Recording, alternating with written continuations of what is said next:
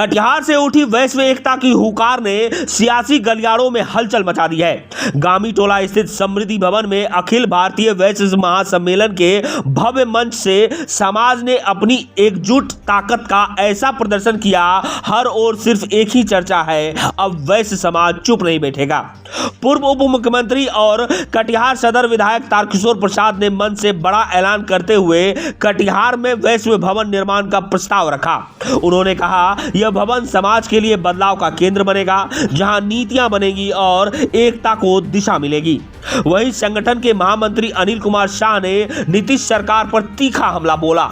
उन्होंने कहा, राज्य की 27% आबादी वाला वैश्य समाज आज भी हाशिए पर क्यों है? मुख्यमंत्री नीतीश कुमार वैश्य विरोधी नीति पर काम कर रहे हैं। अब वक्त है 56 उपजातियों को एक होकर अपना हक मांगने का।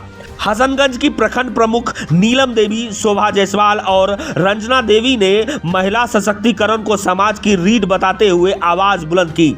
कार्यक्रम का समापन समाज की एकजुटता और अधिकारों की लड़ाई के संकल्प के साथ हुआ। संकेत साफ है, कटिहार से उठी यह आवाज अब थमेगी नहीं। यह आंदोलन अब हक लेकर ही रुकेगी। आज प्रमंडलीय वैश्य महासम्मेलन की एक सामान्य बैठक कटिहार में आयोजित हुई, जिसमें भाग लेने का अवसर मिला है। वैश्य महासम्मेलन अखिल भारतीय स्तर पर एक बड़ी वैश्यों की सामाजिक संगठन के रूप में काम करती है और यह संगठन जात से जमात की ओर चलती है। वैश्य समाज पूरे समाज की कैसे बेहतर सेवा करे, इसके लिए यह महावैश्य सम्मेलन कृत संकल्पित है। और बिहार में जो एक जातिगत आधार रहा है राजनीति का, तो उसमें भी कैसे वैश्य समाज अधिक से अधिक अपनी राजनीतिक हिस्सेदारी को प्राप्त करके राज्य और देश की सेवा करे, इस पर अभी चर्चा हुई। और मुझे उम्मीद है कि आने वाले दिनों में वैश्य समाज राज्य के लिए, समाज के लिए, देश के लिए अपने जो क्षमता है उसके अनुसार सेवा करने में अग्रणी होगा।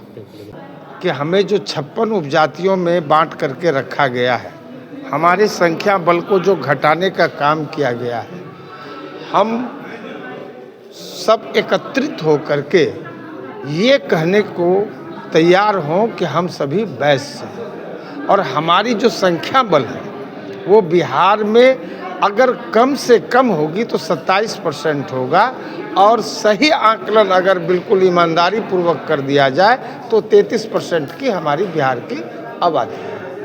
तो हमें संख्या बल पर अधिकार मिलना चाहिए।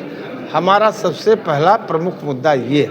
आज बिहार में अगर 100 लोगों की हत्या हुई है तो उसमें 90 वैश्यों की हत्या हुई। आज वैश्यों का अपहरण, वैश्यों का शोषण सबसे ज़्यादा बिहार में हो रहा है।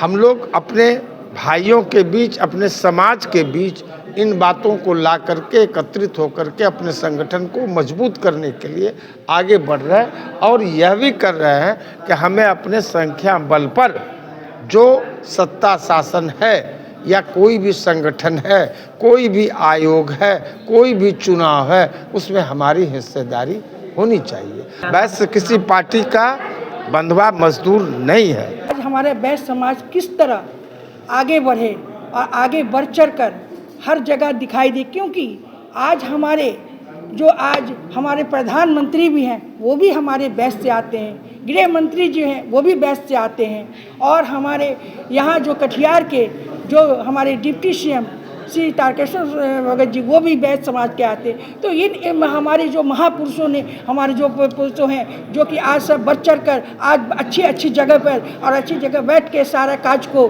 देख रहे हैं, पूरे भारतवर्ष, पूरा बिहार में देख रहे हैं। ये हम लोग की बहुत गर्व की बात है कि हमारे वैश्य समाज के हमारे जितने भी हमारे भैया चाचा सब मिलके आज हमारे आगे बढ़ चढ़ के काम कर रहे हैं। हमारा एक ऐसा समाज है कि अगर एक पनवारी का दुकान भी अगर आप देख रहे हैं तो पान से लेकर के मतलब जीरो से लेकर के हीरो तक वैश्य ही आपको दिखेंगे। तो वैश्य को भयमुक्त वातावरण चाहिए।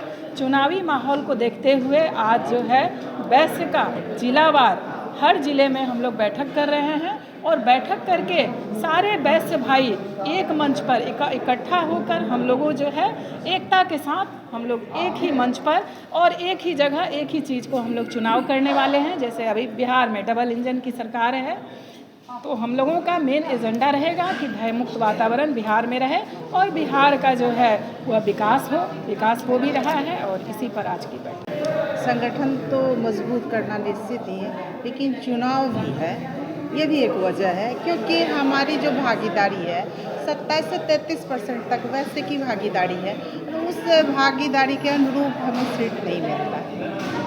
तो हम गुहार यही लगाना चाहेंगे कि हमें हमारी भागीदारी की सीट मिले।